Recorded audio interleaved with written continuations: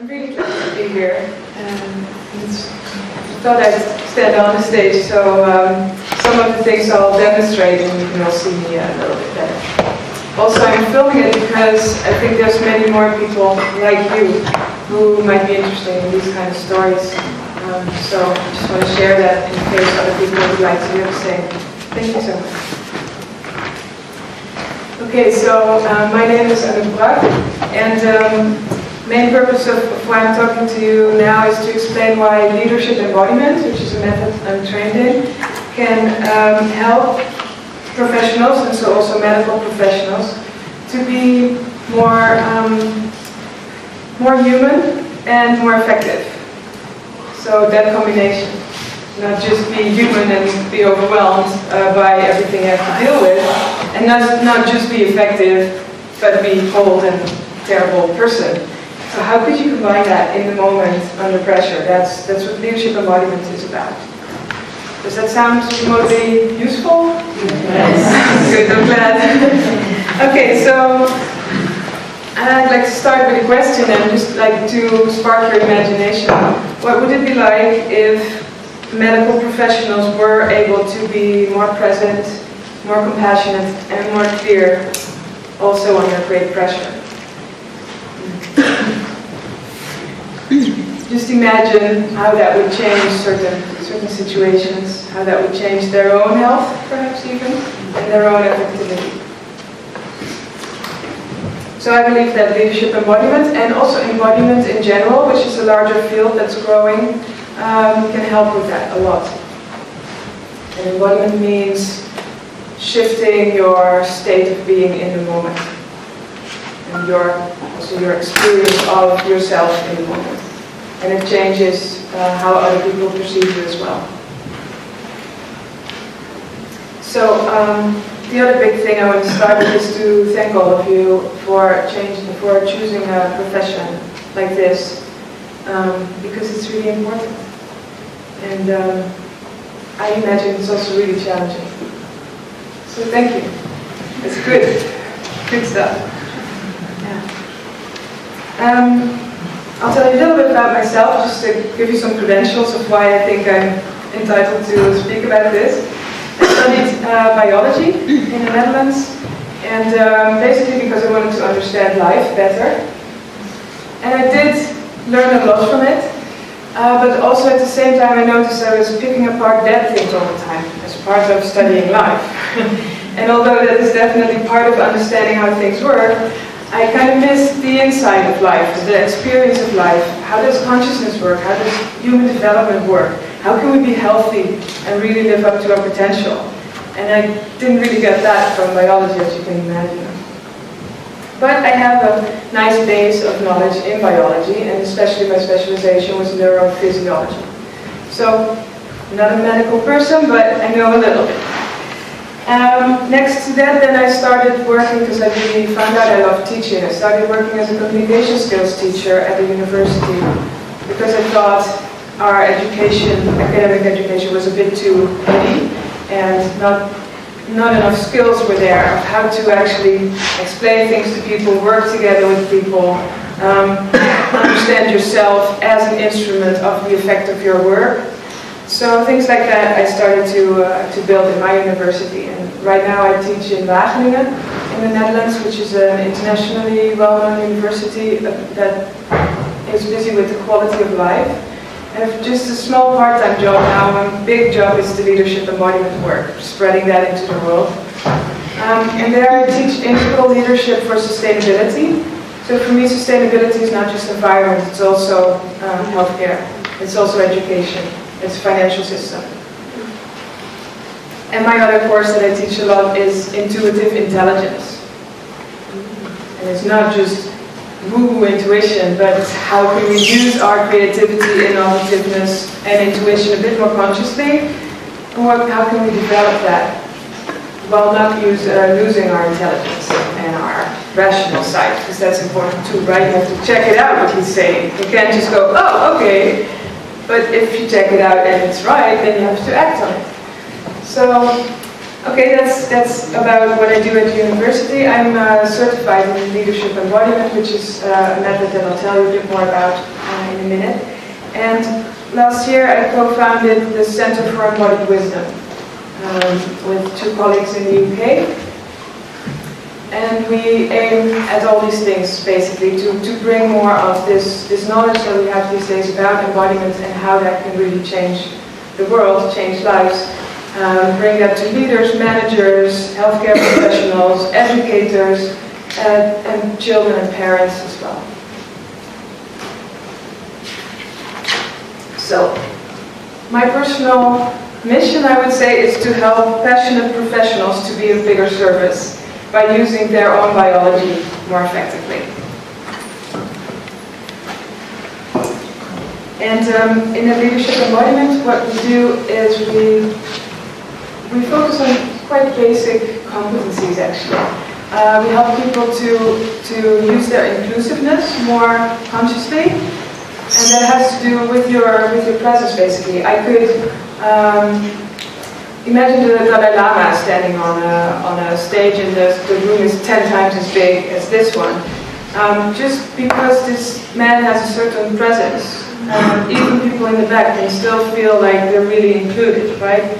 Or imagine having a team meeting as a healthcare professional, and there's just one person who's a really good and inspiring leader, and sitting there at the table is already sensing a sense of welcomeness, of we're in this together, we're going to make a good job of this, before you have even said something. So does that ring a bell? You can have some situations where you notice someone just brings an inclusive presence. And actually that's not just a talent that you are born with. You can train that. And you can shift it. For instance, now I'm using that same thing to be here and kind of fill the room in an inclusive and welcoming way. I could also not do that. Try to keep my volume almost the same, my posture almost the same, but withdraw that awareness of including all of you. Now, the more sensitive ones of you just noticed what changed. And maybe you start to have also different experience of me as a trainer. So I'll change back, see if you feel or notice or see the difference. And that just gives you a little clue, but it's just a start.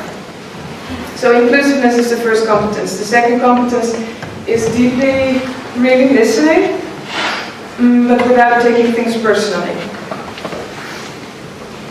So listening is important, yes, as a skill in healthcare, but often you're also in a hurry. So how do you combine that? And that's what this competence is about. It doesn't have to be a long, deep, very connected conversation. It can be short, but it can really give a gratifying effect for the person who you just had that conversation with. And it all depends on your state of mind and your presenceness in the moment. If I'm already out there, I don't know, maybe I need to do something there later, and I'm finishing this talk with you guys, and physically my hip just went that way, but also my attention went partly that way, and it just diminishes our quality here together. And it's not helping me do that better either, because I'm not there yet. Make sense? Yeah. Okay, and the third competence that we practice is speaking up clearly, but without aggression. Often we either go not clearly enough, so I think we might have left scissors in this person when we were operating. It's like maybe nobody's hearing you, and this person is stitched up again, and oh, too bad. Yeah. I can't speak inappropriately to the surgeon, right? So, because I'm just a co-assistant, I'm just imagining being like that. But then what's the effect? Or maybe you hold what you want to say a little too long, and then when you say it, it comes out like, I don't think this is a good idea. And you just blow people away, and that's not helping the situation either. So it's helping you speak clearly, but without aggression. That's the third one. So they're all quite basic: inclusiveness, listening, and speaking up. But if you can do them well, especially in challenging situations, that's what this is about. So leadership embodiment comes from martial arts called Aikido, which is a Japanese martial art, but it's what makes it a bit more special, I think, is that its philosophy is about harmony. about bringing more care and more heart into a situation. Instead of, if you hit me, I hit you harder, which can be a useful skill if you're under attack. But if you want to improve the world, then it's also nice to be able to take care of yourself, for sure, but also to have a commitment to making whatever situation you find yourself in a better, more healthy situation. So Aikido, and the other thing that it comes from is mindfulness. And I know you've heard something yesterday or the day before, and you've experienced some mindfulness. Mindfulness basically means being a little bit more present with what's going on right now. That's all it is, in my opinion. And then you could go very deep, and there's lots of wisdom on it that I'm studying myself, but that's just the bottom line. And how does that little bit more presence influence you in the moment? So everybody's able to do those 3 competencies, but we tend to lose them when we're under pressure, because it's a challenging situation, and that's our sympathetic nervous system, right? That gets triggered under stress. Am I right? Just checking? Yeah. So we can still be somewhat focused and working hard when we're under stress. But we lose kind of the big picture, we lose creativity because the neocortex goes offline, we get more basic survival things, we rely on our patterns much more. But healthcare is a stressful job, I think. Maybe not, but what I get from it can be pretty stressful. So how can you, time and time again, relax those triggers that got you more into your sympathetic nervous system and get also back into the parasympathetic nervous system, where you can be a bit more relaxed, still present, you don't have to go to sleep, but get that neocortex back online so you have more reflective powers available to you as well, so you can better connect, really connect to people. And basically, if you're in here, it feels like this is more effective. But if you really look at what is more effective, and I can demonstrate if you come to a workshop this afternoon, that this relaxed state is actually, although it feels kind of slower, it's faster and it's more effective at doing things. So we work with these 2 states, and recognizing sooner when you've gone too much into this state of having just a little bit too much stress, and how can you get yourself, and then you can teach others, how can you get yourself to a more relaxed, present state so you can deal more effectively with the situation. That's what we practice in Leadership Embodiment. And basically what it's about is changing your physiology in the moment. And we can't do that very well by just thinking about it. Relax. Okay, relax. I can tell myself to relax, but if I just use my thoughts, my head, it's less effective. I know I shouldn't be nervous, don't have to be nervous for a presentation, but I'm human, so I am. And I can tell myself, oh, I shouldn't be. Well, I can also use the centering technique, for instance, that's one of the basic techniques, and just shift my physiology. So what that could look like, for instance, is first I'm presenting like this, I'm enthusiastic, but I'm a bit tense, yeah? Voice goes up a little bit, breath goes up a little bit, talk faster.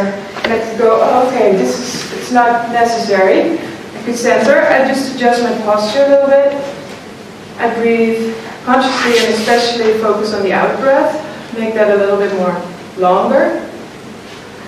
Then I become aware of my bigger surroundings, really include all of you in my awareness. And then the bonus question, you don't always have to use that, is to ask yourself, what would it be like if I had a little bit more ease in my body right now? And I don't do that to my body, I ask what would that be like, and some answer comes like a sigh or a muscle relaxing somewhere.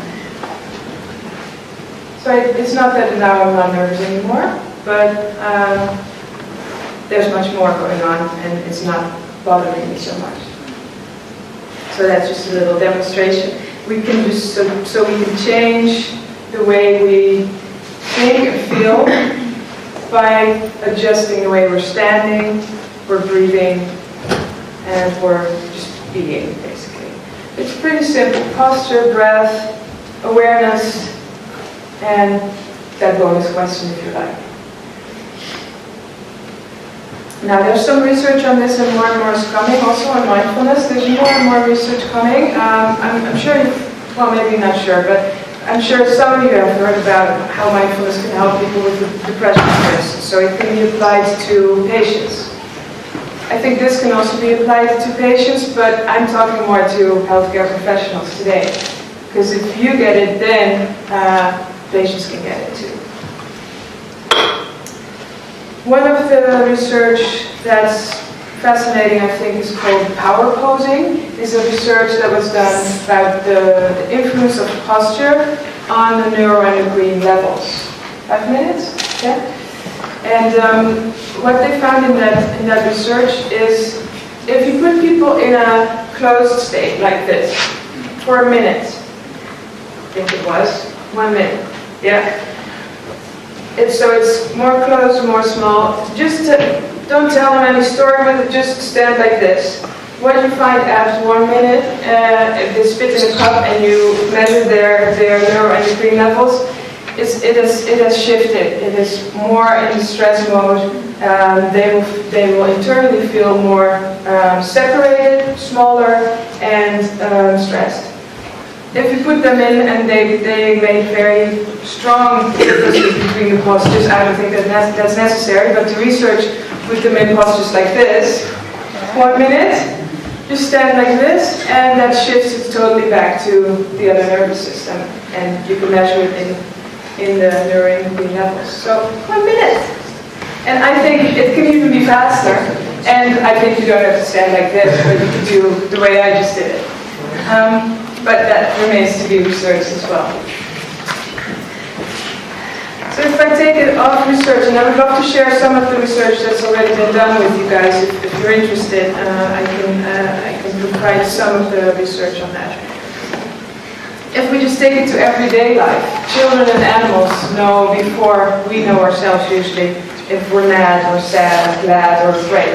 It's the difference between this and this is what a dog or a child will notice.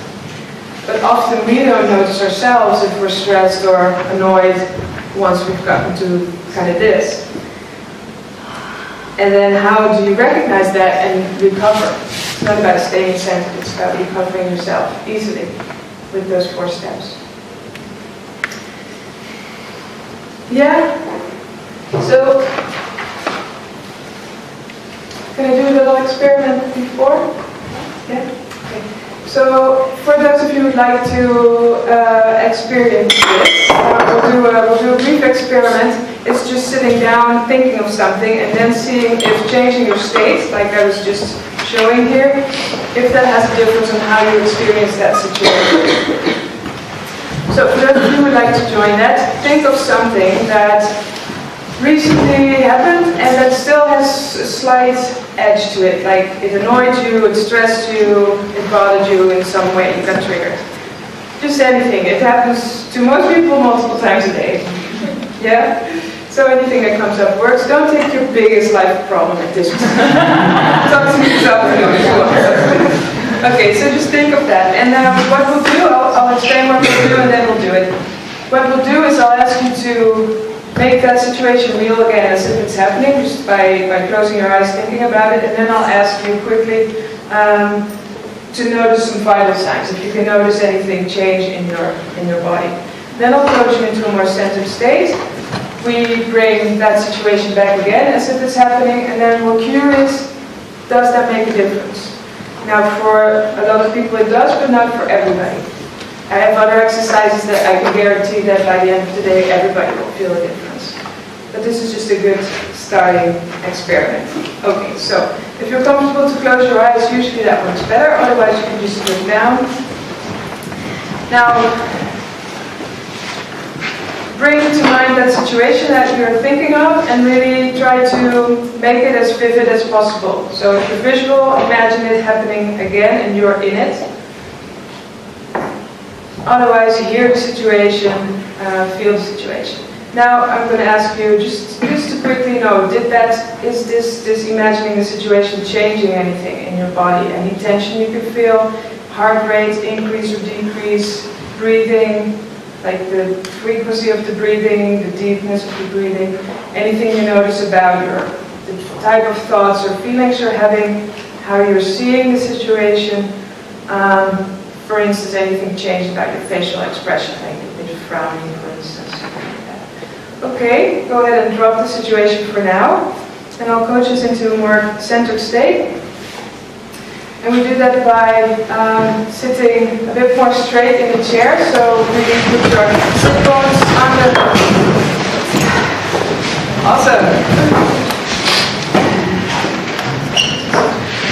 And have a sense of relaxedness and alertness. So you're sitting up, but not in a tense, I'm sitting up kind of way. Great, now when you breathe in, of course, it's just an in-breath which influences the belly, the chest, and the back. But there's an imagination that goes with it. You imagine that in-breath, when you breathe in and the belly comes out, that the in-breath goes up the spine, and that it slightly lengthens your neck. So breathing in and up, slightly lengthening the neck, just imagining it. And when you breathe out, you imagine it going down the front of your body. And you give your jaw, your shoulders, and your belly a little bit more to gravity when you do it. We do this 2 more times, breathing in and up, just letting your neck grow a little bit longer. Out and down, nice long exhale down all the way to the floor. In and up gives you backbone and strength and alertness. Out and down gives softness and connection.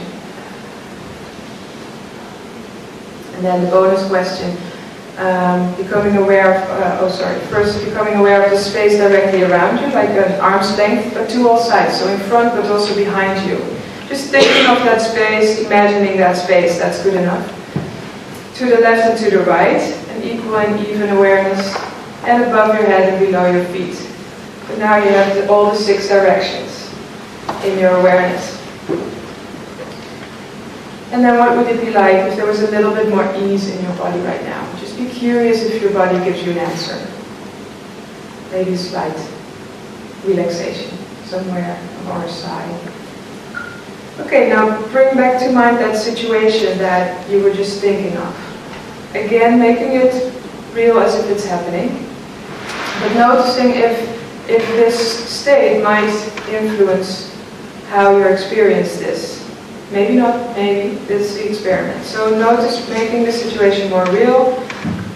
What can you notice about, for instance, your heart rate, your breathing, tensions anywhere in the body, the way you're experiencing the situation, the way you might respond to the situation, and anything you notice about emotions, thoughts, or your facial expression.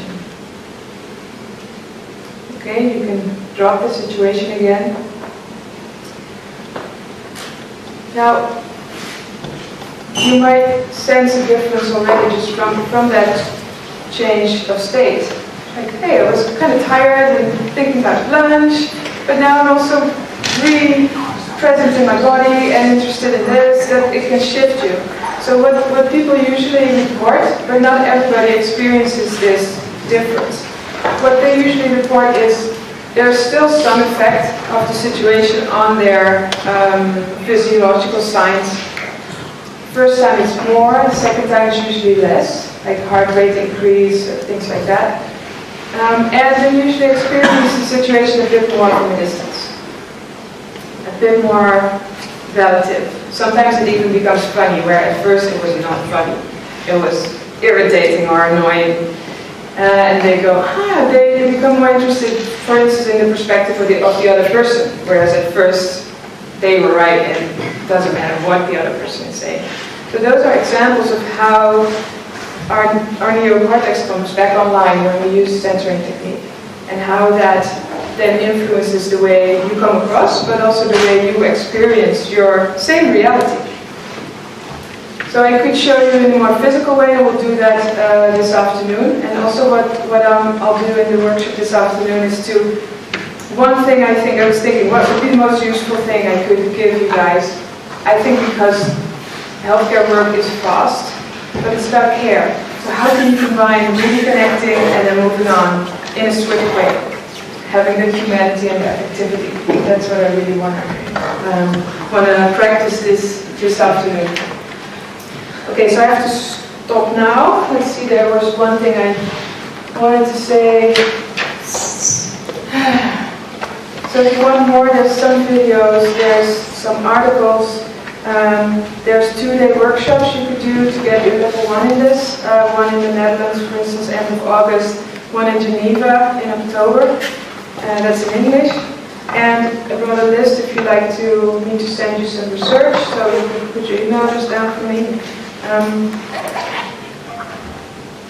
And to close off, I actually would like to thank you for your interest in this and restate the question that I started with. What would it be like if healthcare professionals were just a little bit more able to be present and compassionate and clear, also in really challenging situations? Thank you.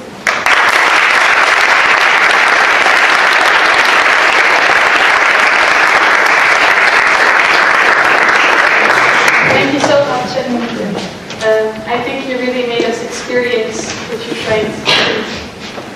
So, yeah, I enjoyed it. Are there any questions, Robert?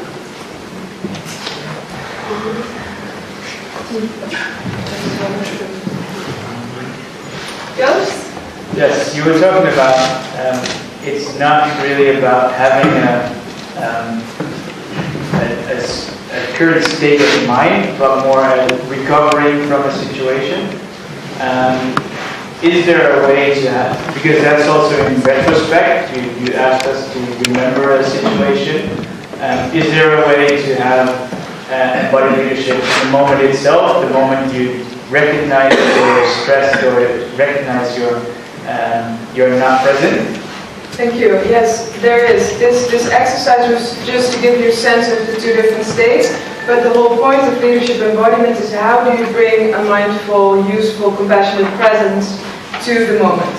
Yeah. So the centering techniques that I just did with you, posture, breath, awareness of space around you and that question, that gets you there.